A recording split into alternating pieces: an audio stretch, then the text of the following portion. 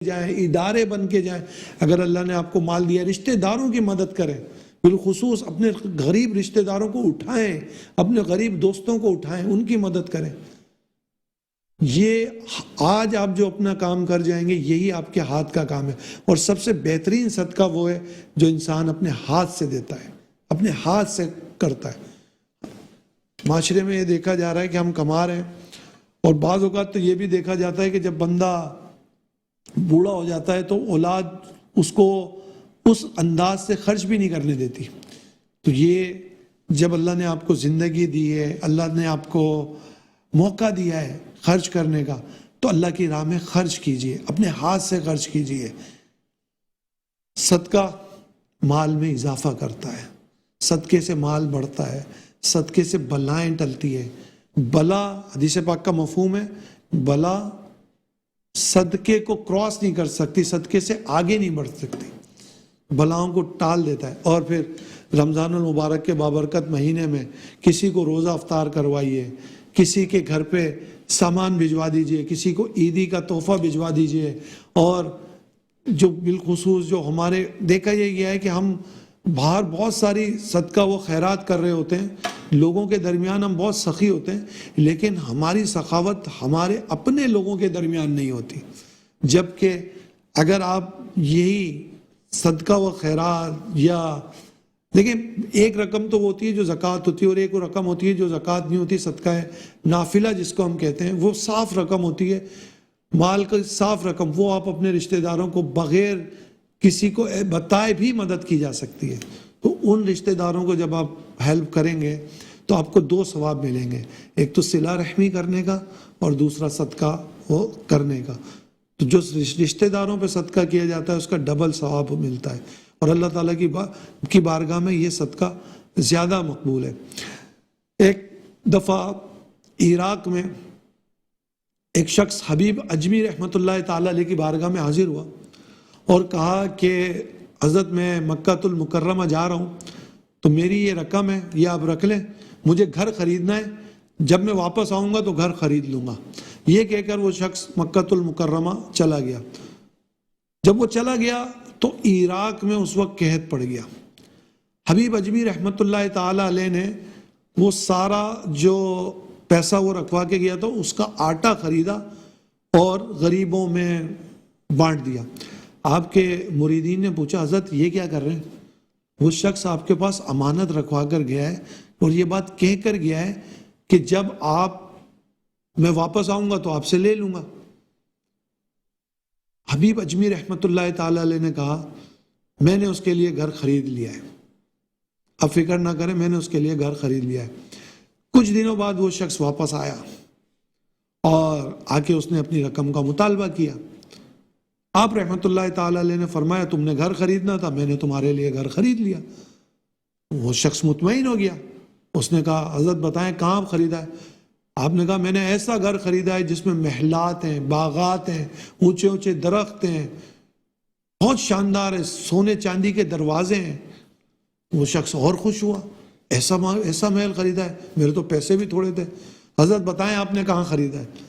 حبیب اجمی رحمۃ اللہ تعالیٰ علیہ نے فرمایا، میں نے تمہارے لیے جنت میں گھر خریدا ہے. اب تو وہ شخص اور بھی خوش ہوا. اللہ کے ولی نے کہا ہے کہ میں نے جنت میں گھر خریدا ہے. وہ اپنی بیوی کے پاس آیا، اس نے کہا، جو ہم نے گھر خریدنا تھا وہ حبیب اجمی رحمۃ اللہ تعالیٰ علیہ نے ہمارے لیے جنت میں گھر خرید لیا. اس کی بیوی سمجھدار تھی، اس نے کہا، آپ ان سے کہیں ہمیں اس کی ضمانت دیں، آپ جو کہہ رہے ہیں اس کی ضمانت دیں، کچھ ضمانت دیں. وہ شخص دوبارہ آیا، اس نے کہا، بے شک آپ نے ہمارے لیے جنت میں گھر خریدا ہے، آپ مگر اس کی ضمانت دیں. آپ رحمۃ اللہ تعالیٰ علیہ نے ایک رکہ لکھا اور اس رکے میں لکھا، یا اللہ، تیرے بندے حبیب اجمی رحمۃ اللہ تعالیٰ علیہ نے جنت میں تیرے بندے کے لیے گھر لیا ہے، تو حبیب اجمی رحمۃ اللہ تعالیٰ علیہ کی ضمان پوری فرما. آپ نے یہ لکھ کے وہ رکہ اس کو دے دیا. وہ شخص یہ رکہ لے کر چلا گیا اور اب اس نے وصیت کی کہ جب میں مر جاؤں تو میری قبر میں یہ رکہ رکھ دینا.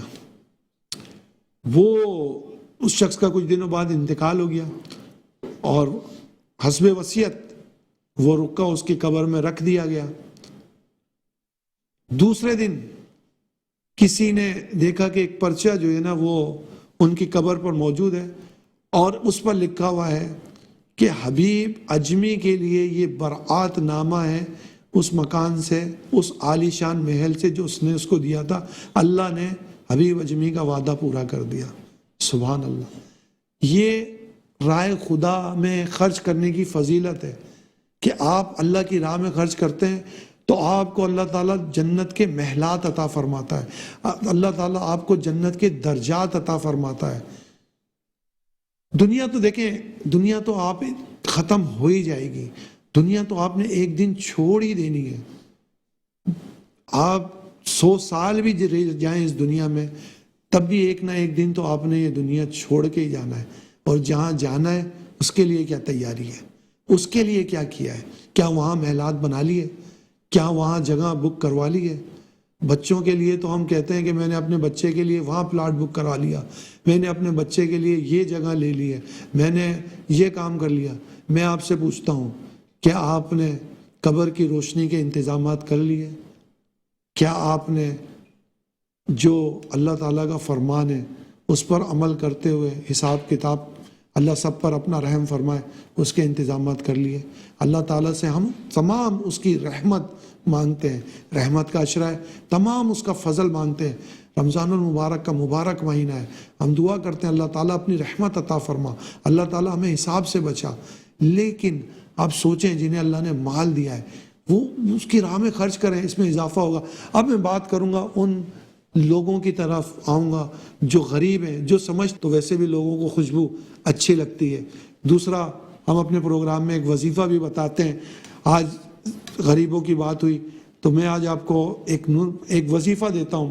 حضرت عبداللہ بن مسعود رضی اللہ تعالی عنہ سے روایت ہے کہ نبی کریم صلی اللہ تعالی علیہ وسلم نے ارشاد فرمایا، جو شخص رات میں سورہ واقعہ کی تلاوت کرے گا وہ فاقے سے محفوظ رہے گا۔